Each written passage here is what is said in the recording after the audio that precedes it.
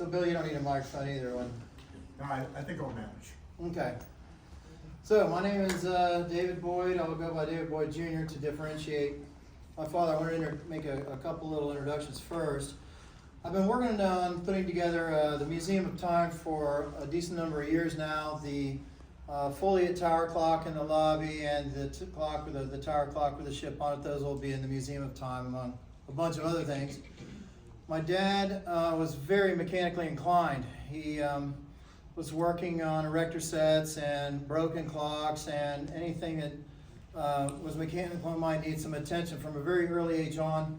From 5 years old on, he was tinkering, if you will.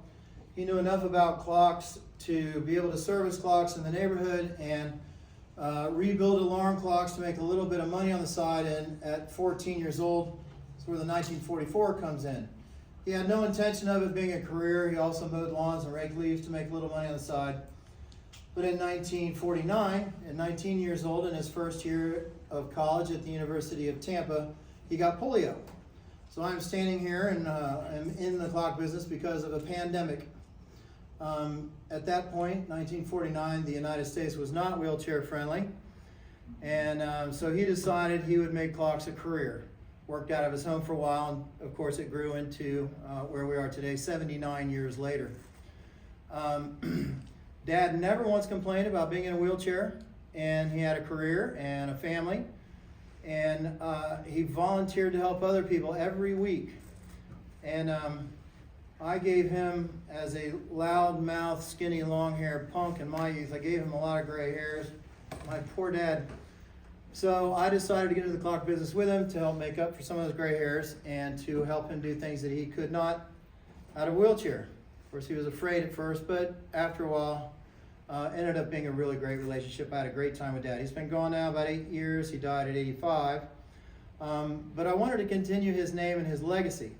So I've kept the shop going, Boyd Clocks, and I thought it'd be nice to have something I could leave behind with his name attached to it. So that his story could be told. I think it's an inspiration for anybody who's got a handicap or something that slows them down. Hey, doesn't mean you can't have a good life and a good family and a career and so on, maybe even a legacy. So we've been working on putting together the Museum of Time, and this is one of the early talks of the Museum of Time. I chose the Antikythera Mechanism because I think it's fascinating. But I want to start, before we get into the Antikythera Mechanism, I want to get into a lot of things leading up to it. Imagine, if you will, we're standing in this place right here 150 years ago. You can look up and see the stars. All of creation knows what time it is. Let me make sure I keep up with I don't even remember where you can see the stars 150 years ago standing right here. All of them. You can see all kinds of stuff. Now, I like going to the refrigerator and getting a sandwich and an ice cold glass of pasteurized milk, sitting on my couch with a remote control to watch any movie I want in air conditioning. Mm-hmm. But it has come at a cost. You know, we have light pollution and air pollution and all kinds of things that have changed, noise pollution, all kinds of things that have changed the world. So let's pick up from 150 years ago and before. We had one of the greatest shows on earth every night. All of creation knows what time it is. I'm going to keep it. Flowers know when to bloom. Trees know when to flower and have fruit. Birds know when to migrate. Fish know when to migrate. Hibernation, you don't have to tell a bear what time it is. He knows. So everything outside, that's good. Everything outside knows what time it is, including early man. Every night he's got this wonderful display going on. All the heavens, the stars, the planets, the twinkling. What a movie he got to see every night. So, of course, he started following planetary motion. And all these migrations and hibernations and everything else, it's all because of planetary motion. You know? It's when the sun goes up, you go to work. When the sun goes down, you go home and watch your movies. See where we are here. For everything there is a season and a time for every matter under heavens. A time to be born, a time to die, a time to plant, and a time to pluck up what is planted. Straight out of the Bible. All because of planetary motion. And this is where I'm going to be heading towards the Antikythera Mechanism, because they were able to put into gearing the planetary motion. So we're going to keep going. the Lascaux cave paintings. There are markings. I don't need the laser pointer. There are markings in some of these paintings. There's some more over here on the left that have puzzled scientists for many years. There are over 600 paintings in the Lascaux caves. If you just stand back a little bit, I can see the screen a little better. Thank you. I'll stay over here. These were painted in the neighborhood of 20,000 years ago. And some of these paintings are beautiful. Well, it has puzzled scientists. There are triangles, there are lines, there are markings around a lot of these animals that were painted. There's over 1,500 etches in these paintings. It was published last month that they think they have figured out what a lot of these markings are. And many of them are lunar cycles, talking about the mating periods and the gestation cycles of some of these animals. In other words, it's an early calendar based on the animals that they may be hunting and following. And I'm going to throw in a bunch of little fun facts. 1940, 4 teenage boys were out with their dog. The dog went into squeezed through this little crack in a wall of a hill or whatever, and the boys followed him and discovered these paintings. So that was 1940. What do we have next here, Bill? We're going to jump forward 10,000 years. This is Göbekli Tepe. I probably have the pronunciation wrong, but this is from around 10,000 years ago. This was recently discovered, 1995. It is in Turkey. They have only uncovered maybe 5 to 7% of what is there. They've done some ground, they can now. We live in a great time for a lot of this stuff. Not only can we see down to the ground, but with satellite images, we're seeing pyramids we never saw before, and we get to go through it and discover how old it is, and then show it to you on a projector. So we'll go back to Tepe. And some of these, there's some amazing carvings, some reliefs on some of these stones. One of them depicting what looks like one of the Crab Nebula or something, one of the celestial, one of the star, one of that astronomical shapes. And also looks like there's a meteor shower that is carved into one of the stones there, which helps scientists date back when this was made. This is the oldest, what you would call a stone monument or megalithic structures in the world. Let's go forward. Let's jump forward to, this is a stone circle. This one, Naphtali, was made roughly 4,000 years before Stonehenge, if you can imagine such a thing. This is, again, megalithic structures. There are over 35,000 megalithic structures in Europe alone. Many of them stone circles. These stone circles were lining up with solstices, with celestial events, and also lined up with seasons, when certain seasons should happen, when the rainy season came, time to plant, time to harvest. Also for festivals and events could be lined up with these stone structures. A lot of people, including myself, before you think Stonehenge is one of the very few in the world, but this was a very popular thing to do. Most of these were made between 3,500 and 4,500 years ago. Okay, let's go forward. See what we got here. The pyramids. I'm going to read some interesting facts about the pyramids. I didn't know there were so many countries that had pyramids until I got into this. I'm going to read some of them. This is one of the great pyramids made between 4,400 and 4,600 years ago. There are roughly 138 Egyptian pyramids. There are 220 pyramids in Sudan, and there are thousands of them across the planet. I'm going to read you some of the countries that have pyramids: Egypt, Peru, Mexico, Sudan, Iraq, Guatemala, Rome, China, Cambodia, the United States. I'm going to stop at United States because a lot of people think, hey, hang on now, you're just trying to sell me something. I am trying to sell you something, but it's called the Monk's Mound. It's in Collinsville, Illinois. It's 100 feet wide, 1,000 feet long, 775 feet wide. It has basically the same base as the Giza pyramid. It's only 100 feet tall, and it is well worn, but it just goes to show you that even in North America, there was activity, pre-Columbian activity making pyramids. Okay, Belize, Moreau, Africa, Bolivia, Uzbekistan, Spain, Libya, Kazakhstan, Iran, India, Honduras, Greek, El Salvador. There are pyramids in all of these countries. Now, many of those pyramids aren't very big, and they were made for maybe a funeral, as a funeral mound or a place to honor the dead or sacrifice or what have you. But all the same, they're still pyramids. The pyramids, and the reason I bring up pyramids, A, they're very interesting, but also they line up, many of them line up on solstices, and then there are pyramids in Peru that line up with the belt of Orion, the 3 stars for the belt of Orion, which I thought was interesting.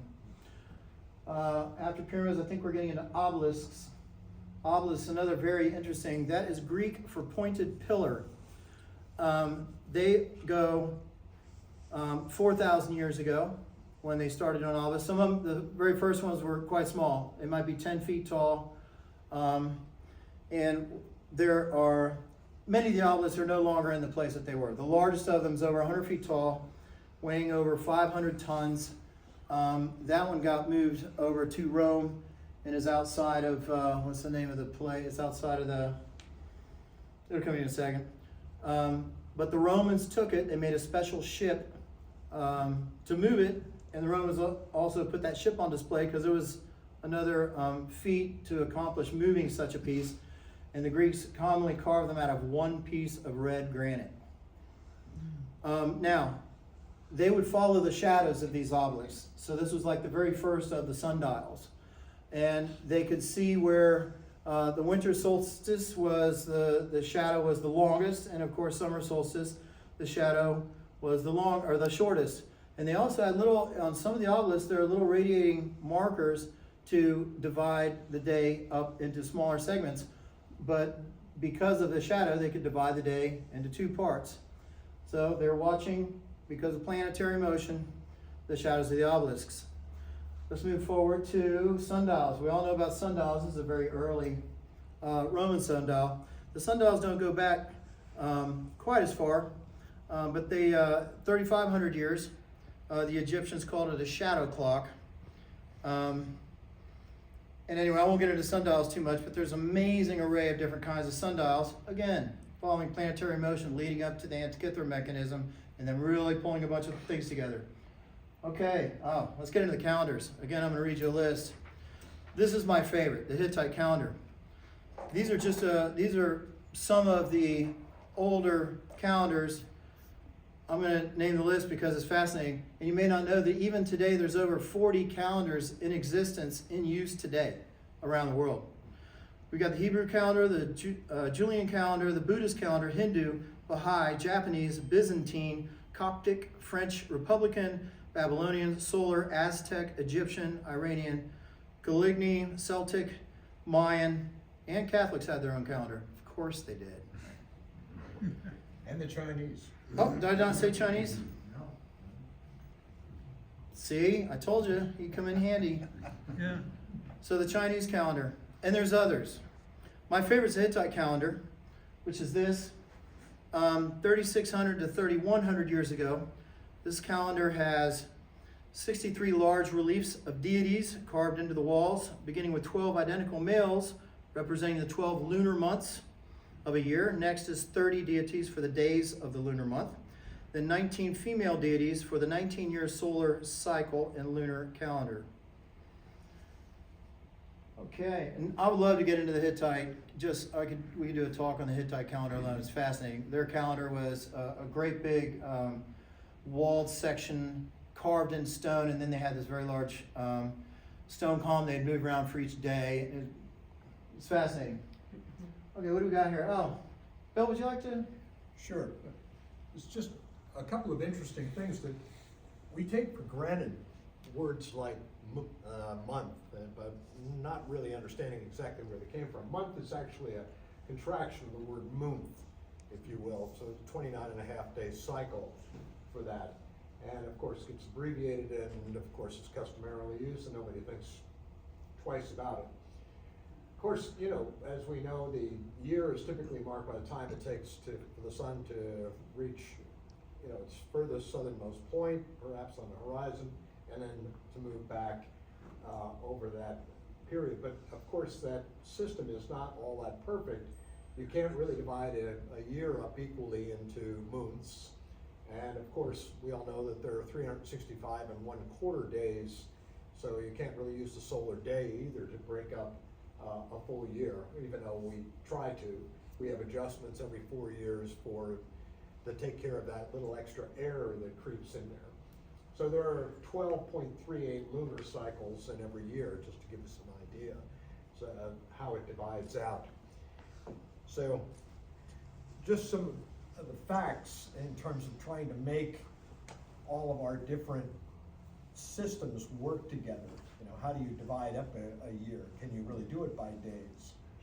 We do this as really more of a matter of convenience than anything else. But, David? Mm-hmm. So we got next here.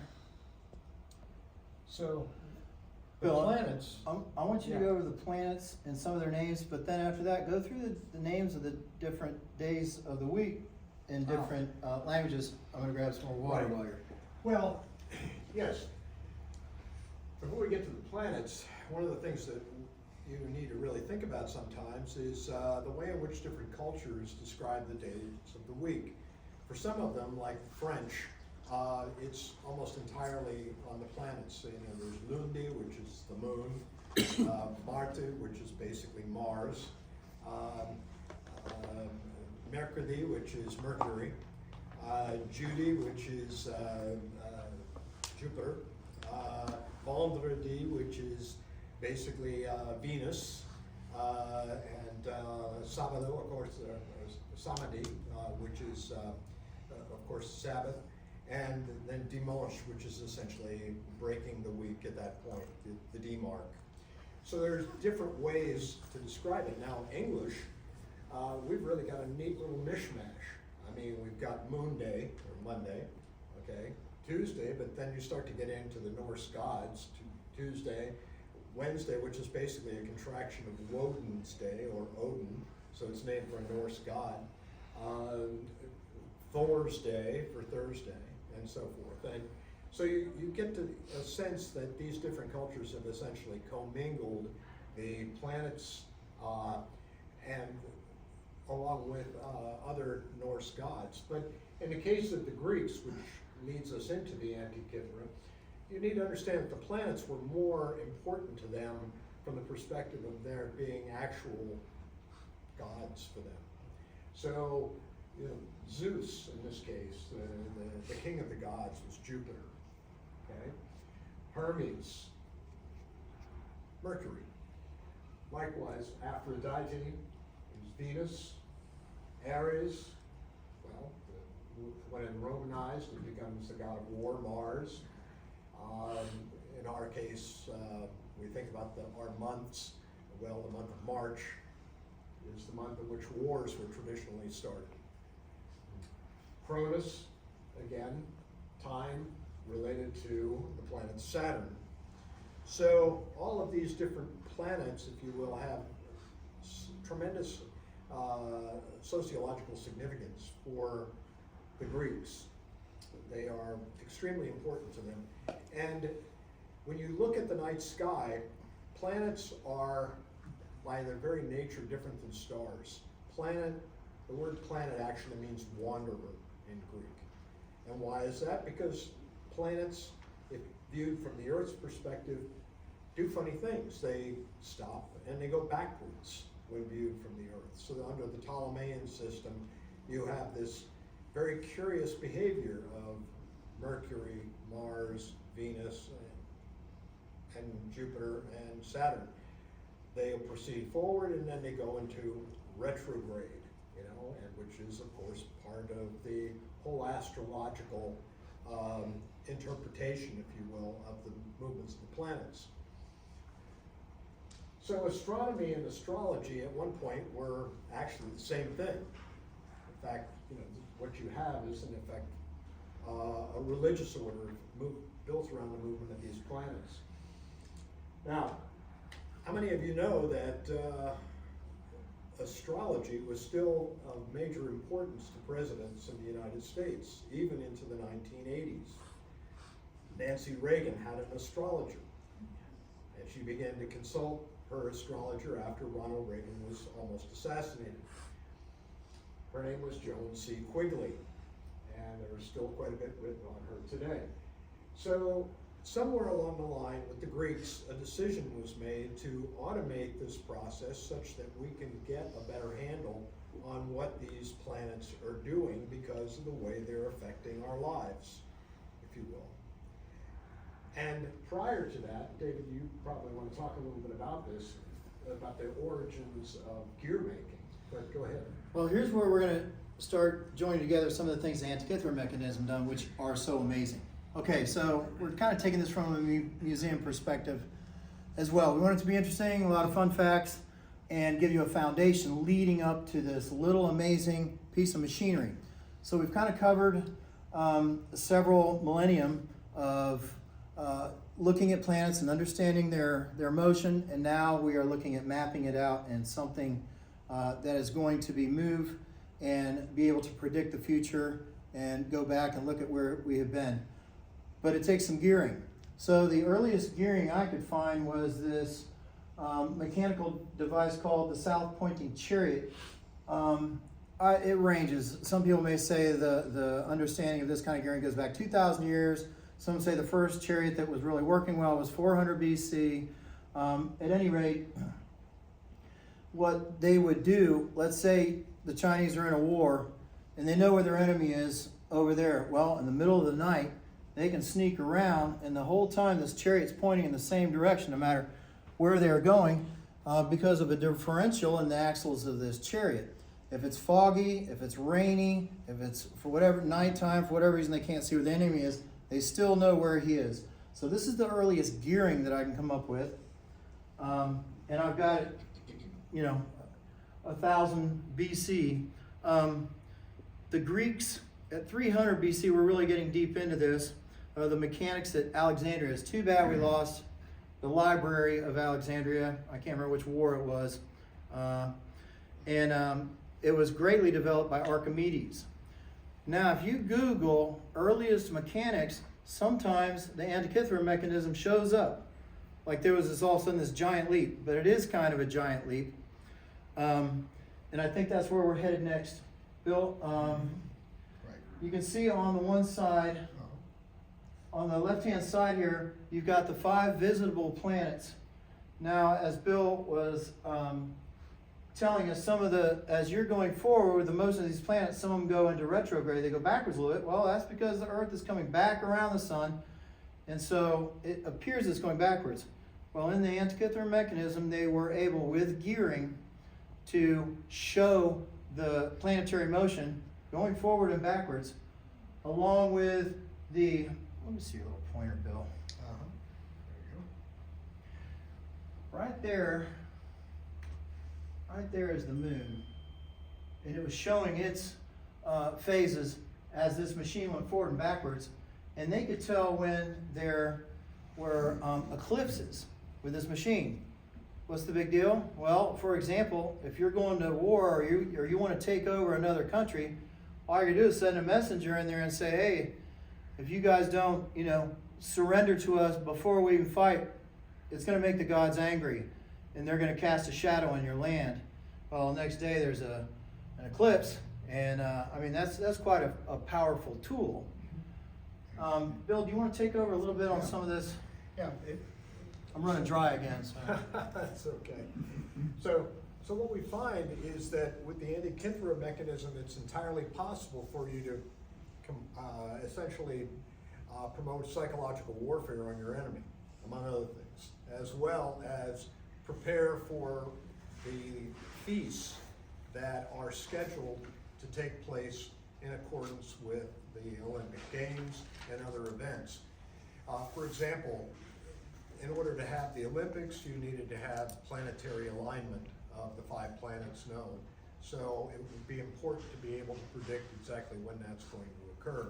Not to mention the eclipses, which are also bad augurs just generally for kings and the like. They generally don't like those, and what was typically done was to call in the priests, and they would have a number of cleansing ceremonies as a way to protect the king from the effects, the negative effects of the eclipses and so forth. So let's talk about actually when the Antikythera device was discovered. It was discovered by a diver off the island of Antikythera in 1901. So it's quite a long time ago. And it remained in the National Archaeological Museum in Athens for 100 years. In about 2008, a special computer axialized tomography scanner cut through the sediment, which is wonderful because it was non-destructive testing, and was able to actually reveal the workings of this incredible machine. And I'm just going to go ahead here and pull that up. And let's see, here we go.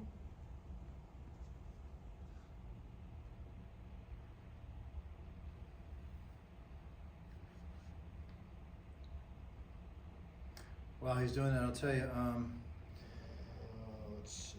So this machine with a turn of a crank could tell you the dates of the Olympics, the seasons, the festivals, time to plant and harvest. It would follow the moon and sun through the zodiac. It would calculate the positions of Mercury, Venus, Mars, Jupiter, and Saturn, the 5 planets that could be seen from the naked eye at the time.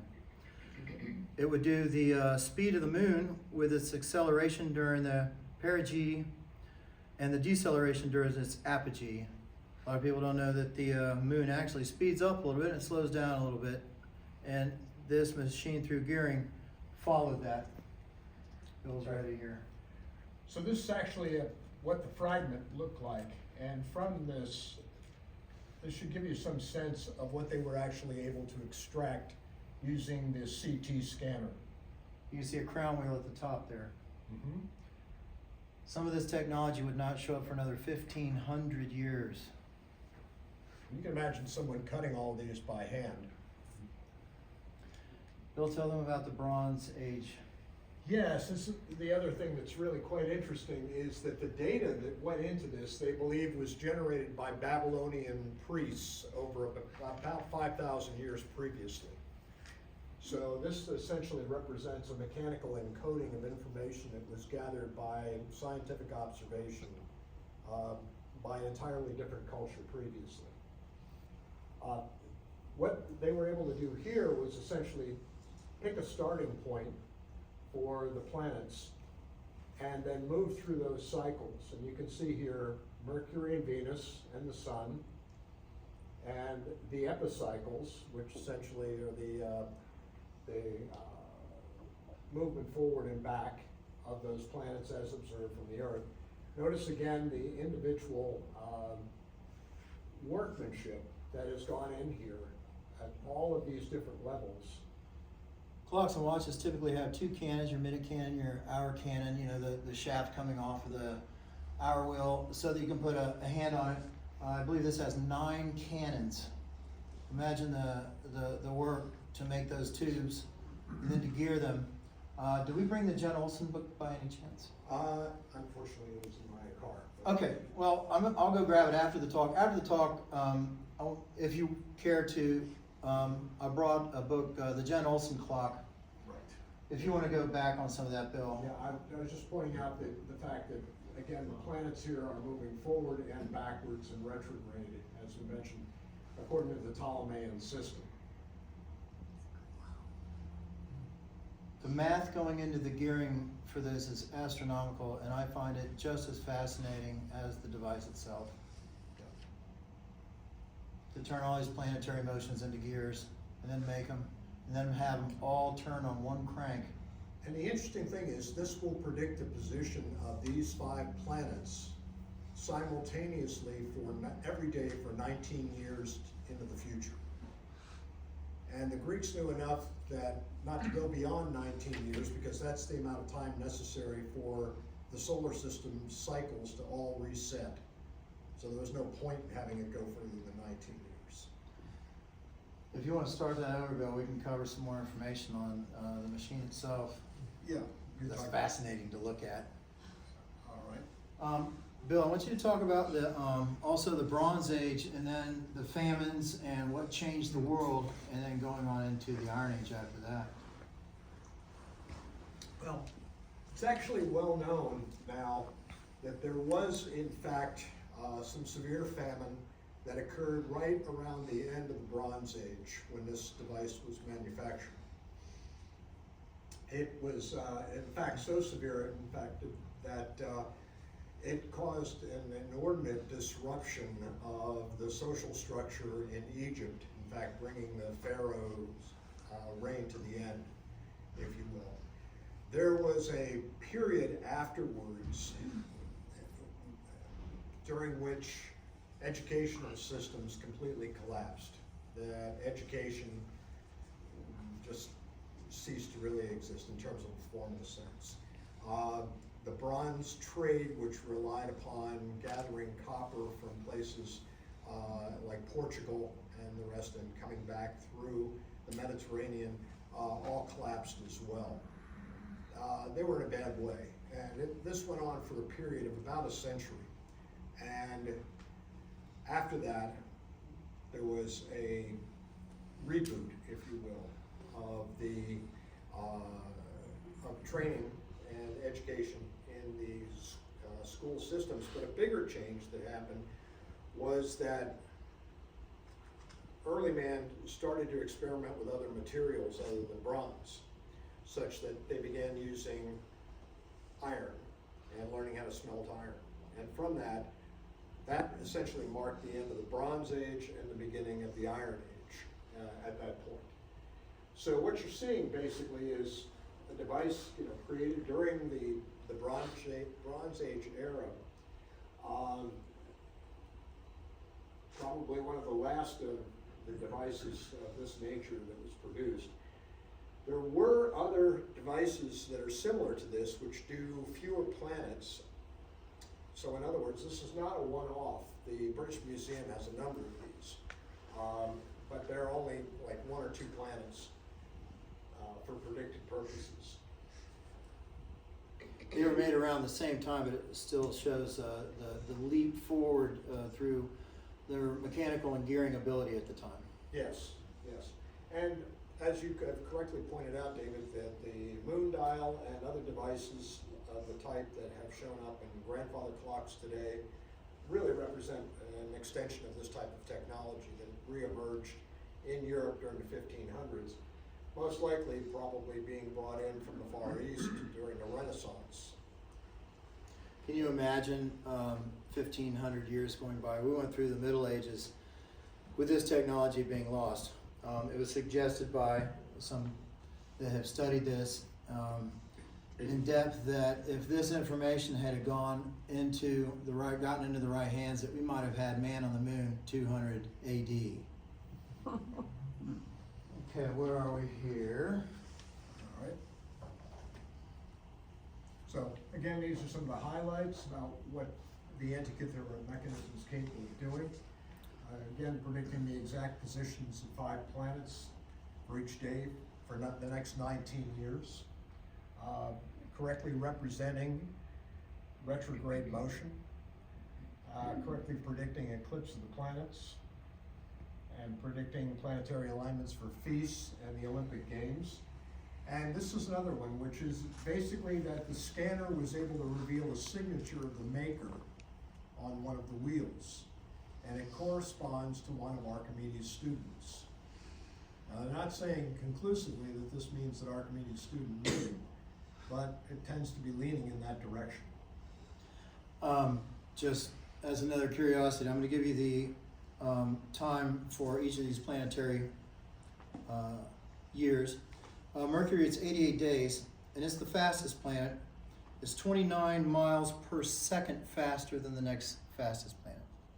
Venus is 224.7 Earth days for a year. Then we've got Mars, 687 days, Earth days for them to have their year. Jupiter is 12 years and 10 hours for Earth days for their year, and Saturn 29 years for orbit around the sun. Mm-hmm. So one of the things that I have pondered about this really has to deal with the kind of intelligence and mind of the ancients that we're dealing with. I've come after working with many old clocks and just my understanding of human nature, as well as the research that was done by anthropologists, to understand that the human brain really has been essentially unchanged for about 500,000 years. I mean, if you go back and you look at the brain cases, there's not been an awful lot of difference. What has changed is our access to materials. These ancients didn't have plastics. You know, they didn't necessarily have any of the highly advanced materials that we do. But with what they had available and empirical science, which is essentially based on celestial observation of animals and animal behavior, like the Lascaux calendar, if you will, they were quite capable of exploiting their environment much the same way as modern man does.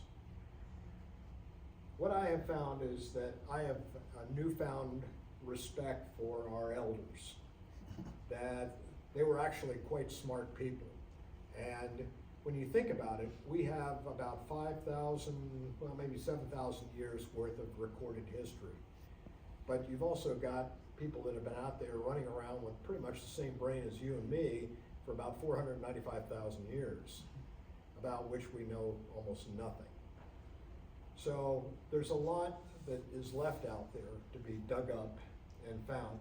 And fortunately, you know, groups like those that discovered the site in Turkey, researchers like Sarah Parsak, who is at University of Alabama in Birmingham, who has come up with a system of using satellites in order to detect underground structure. She's found another 15 pyramids around the Great Pyramid of Egypt that have been buried that nobody even knew were there using this technology. So there's an awful lot still down there that is going to fill in our understanding about ancient man. But in my estimation, the Antikythera machine is still standing out as a marvelous achievement. And it's only through dumb luck that we actually found it, that it fell overboard in a ship. David? We've gotten used to this. Anybody live without this? I do a bunch of house calls working on grandfather clocks. I'm like, hey Siri, I need to go to 1827 Ohio Street. And then a British lady with a very nice accent will tell me where to turn and show me on a map. But this is only of late. I'm going to have Dr. Kearns, I've been calling him Bill because we're friends. I'm going to have Dr. Kearns tell us about how quickly we have advanced. But as a good starting point, it was Galileo that we know of who came up with the pendulum idea in 1601, I believe it was, 1602. Wrote in his notes that he thought he's watching the chandelier swing and that the longer ones took longer to swing than the shorter ones. Took me forever to be able to do this and talk at the same time, but there you have it. It took 60 some years for that information to get into the hands of Christian Huygens, who then applied it to a clock of his time. We did not have the information highway just that few hundred years ago. And then how fast has the development of passing technology? It's largely gone exponentially, but you know, I think to a large extent the industrialization that followed really during the early 1800s really catapulted that, in the sense that there were many more opportunities there to improve the quality of life and expand the population, and to start engaging in activities that would promote scientific research, doing more than just simply surviving, if you will. The opportunity to build the university systems, to move forward with new models of business that encourage competition and the like. Been many individual advances that have brought about our current quality of life. Once, at some point, it was like every 100 years, the information or the exchange of information, the information gathered doubled. And then it went to what, 50 years it doubled, and then 20 years it doubled, and now it's doubling every... Moore's law. Yeah, Yeah, and now it's delving what every 2 days or something. it's just gotten ridiculous. It's gotten ridiculous. But anyway, I think that concludes what we're presenting. And are there any questions or? A curious point for you. I grew up in Collinsville. My mother's family owned all the land up to Monk's Mound. That was my childhood playground. No kidding. Here you go. And, you know, it's funny, the property when I was young was somewhat abused. And it's just in the last few years that they're starting to really pay attention to that culture and try to preserve that history. So here you have someone that was playing on the mound. No wonder the thing's worn down. That's why it's strange. The kids, they let kids on it. I thought the thing was taller last time we visited here. All right, take your road grader up there. Yes, Tevin. So last time we had this talk, you said I was going to be sacrificed at the Museum of Time. That's true. We don't have the we're- museum open yet, but we wanted to demonstrate some of the early Inca practices. Thank you, Dr. Kearns, for assisting me with. We got a question? Thank you so much. Yeah, obviously having this knowledge or this ability to predict the future, as you said, was very powerful, very powerful. And there's some machines you mentioned that are similar to this in the British Museum or elsewhere. Simplified versions. Can you maybe expand on other machines like this and what, you maybe speculate on what happened to this technology to make it basically disappear?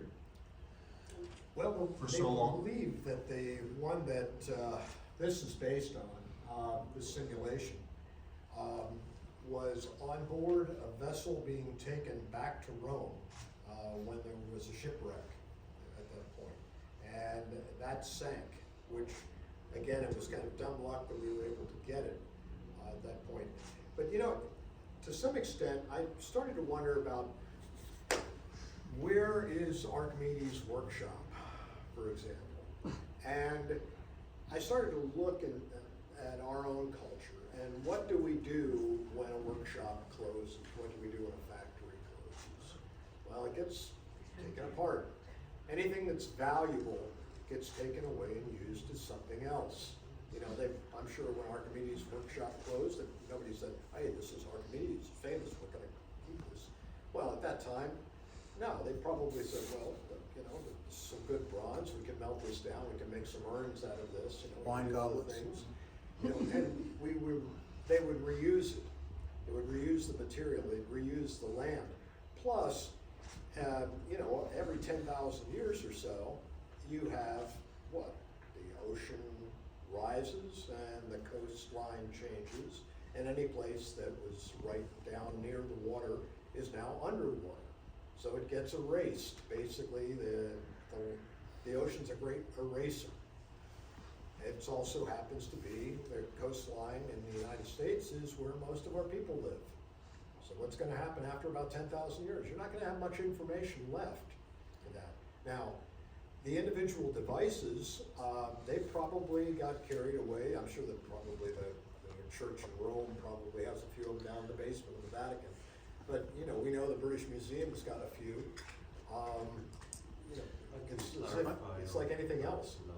I'm sorry? If you like, I can clarify on the related machines that survive. Yes, please. So the oldest known one, to my knowledge, is at the Museum of History of Science in Oxford. And the similarity is that it has the equilateral triangle tooth form. The mechanism is for an annular calendar with moon phase, so it's massively simpler. I think it's about 4 wheels rather than 37. I don't know how many. This has 37 wheels. Yeah. And this is about the size of a shoebox, size 11. I meant to say that earlier. So that one dates to I think around about 1100, you know, Common Era, Mm-hmm. and there is an the only evidence between the Antikythera and that astrolabe. It's in the back of an astrolabe. And the only evidence that exists is Al-Biruni's manuscript drawing of a similar moon phase mechanism, and that's 950 Common Era. So. To add a little bit more to you, sir, in the corner, war and conquering was also a big problem for any kind of record keeping or metal devices like this. The first guys in are probably the Marines, and if they run into a device like this, they have absolutely no idea what it is. Not a clue, and yet they're seeing it like, hey, we melt this down, I got another sword. So I think a lot of things were lost throughout history. You know, the great libraries were lost, and also anything made out of metal may have very quickly gotten turned into something else. Exactly. I mean, these resources are precious. I mean, they're expensive, and you recycle. You know, it's the same reason that you would go and, like my grandfather's factory in Beavertown, Pennsylvania, where he made the Kearns car, and you could scrape around the floor. You know, and maybe you'll find a few fragments of rusty metal that's left over from some tool steel that got broken off, but you're not going to find any parts of the car or anything there that would tell you much about what activities went on in that space. Plus, you know, you reuse that space again and again from one house to the next that gets built over the site, and eventually There's nothing left. nothing left. So, you know, this is the nature of things. I mean, people are very careful about resources. Relevant to our meeting thought, the gold in the watch that you might be wearing could have started off Nubian, Egyptian, Greek, Roman, and maybe not Chinese. Yeah, So you might have history on a chain around your neck or on your. right. Great Well, point. and there's the other side to remember too, is that, you know, our dark ages, when everything kind of went into the pits in European culture, it was not uniform. It didn't affect the rest of the world that way. I mean, in Islamic culture at that time, they went through a great period of expansive development in the sciences and astronomy. And, you know, I think a lot of the technology might have found its way over there. Greece is not that far from Turkey and other major sites that, of course, embraced Islam. So, you know, it's not unreasonable to think that that information and how-to kind of came back to Rome and to Florence during the 1500s from the Far East and the Middle East. So it just kind of went full circle. Any other questions? Okay, now you can give it up to Dr. Kearns.